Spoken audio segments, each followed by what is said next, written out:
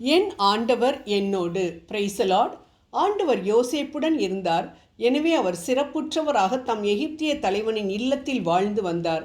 ஆண்டவர் அவரோடு இருந்ததையும் அவர் தொட்ட காரியம் அனைத்தையும் ஆண்டவர் துலங்க செய்ததையும் அவர் தலைவன் கண்டான்.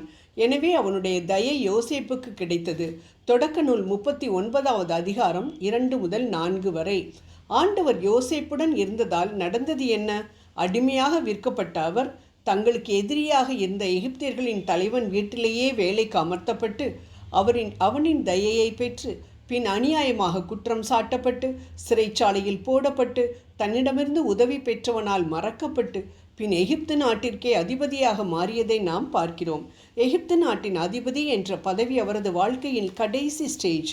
ஆனால் அவருடைய எகிப்திய பயணத்தின் முதல் ஸ்டேஜ் அனைவராலும் தன் சொந்த சகோதரர்களாலேயே வெறுக்கப்பட்டு குழியில் போடப்பட்ட நிலை. தான் நேசித்த தன் தகப்பனை விட்டு பிரிய வேண்டிய நிலை என்று மாறி மாறி மகா துன்பத்தின் பாதையில் நடந்த நிலை. நாம் யோசிக்கலாம், ஆண்டவர்தான் யோசேப்போடு இருந்தாரே, பின் ஏன் யோசேப்பு இவ்வளவு துன்பமான பாதையில் நடக்க அவர் அனுமதித்தார் என்று. அவருக்காக ஆண்டவர் போட்டிருந்த திட்டம் மகா பெரிய திட்டம். ஆம், யோசேப்பு எகிப்தின் அதிபதியாக வர வேண்டும். அவர் மூலம் மக்கள் பஞ்சத்திலிருந்து காப்பாற்றப்பட வேண்டும். மேலும் தன்னை வெறுத்தவர்களை மன்னிக்க வேண்டும் என்ற ஒரு அருமையான பாடத்தை உலகிற்கு அவர் மூலம் எடுத்து காட்ட வேண்டும் என்பதுதான் யோசேப்பை குறித்த ஆண்டவரின் திட்டம். இந்த திட்டத்திற்கு அவரை தயார்படுத்த அவரை வேதனையான பாதையில் நடத்தி சென்ற அருமையான தலைவர் நம் ஆண்டவர்.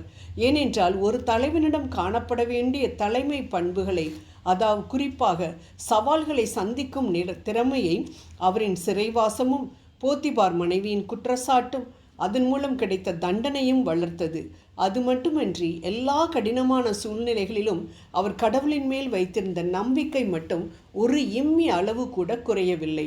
தன்னை கொலை செய்ய நினைத்த சகோதரர்களிடம், நீங்கள் எனக்கு செய்ய நினைத்த துரோகத்தை நினைத்து கவலைப்படாதீர்கள், ஏனென்றால் என்னை இங்கு அனுப்பினது நீங்கள் அல்ல, கடவுள்தாம் என்று தொடக்க நூல் 43:8 சொல்வதின் மூலம் அனைத்தும் ஆண்டவரின் திட்டப்படிதான் நடக்கின்றது என்பதை எவ்வளவு அருமையாக எடுத்து கூறுகிறார் பாருங்கள்.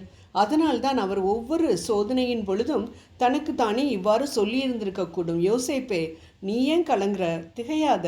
உன்னை உயர்ந்த இடத்துல வைக்கப் போவதாக வாக்களித்த தேவன் உன்னை ஒருபோதும் கைவிட மாட்டார். அவருடைய திட்டத்திற்கு மட்டும் நோ சொல்லாத. அவர் காட்டும் துன்பத்தின் பாதையில் நடந்து செல் என்று.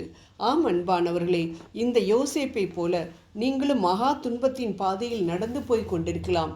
நாம் நம்பினவர்களே நம்மை முதுகில் குத்தி நம்பிக்கை துரோகம் பண்ணி படுகொலியில் தள்ளி இருக்கலாம். அவர்கள் நம் சொந்த வீட்டாராகவே இருக்கலாம். நம் மேல் அதிகாரிகள் நம்மை அடிமைகள் போல் நடத்தி கொண்டிருக்கலாம். வேலைக்கேற்ற ஊதியமோ அல்லது பதவி உயர்வோ கொடுக்காமல் நம்மை மன விரக்திக்கு உள்ளாக்கி கொண்டிருக்கலாம். வியாதியின் கொடுமையால் ஒரு வேதனைப்பட்டு கொண்டிருக்கலாம். கவலைப்படாதீர்கள். யோசேப்பை போல எனக்காக ஆண்டவர் வைத்திருக்கக்கூடிய திட்டம் பெரிது.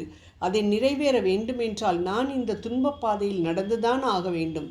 அதனால் அப்பா, இதை பொறுமையுடன் கடக்க மட்டும் எனக்கு உதவி புரியும் என்று மட்டும் கேட்க பழகிக்கொள்வோம்.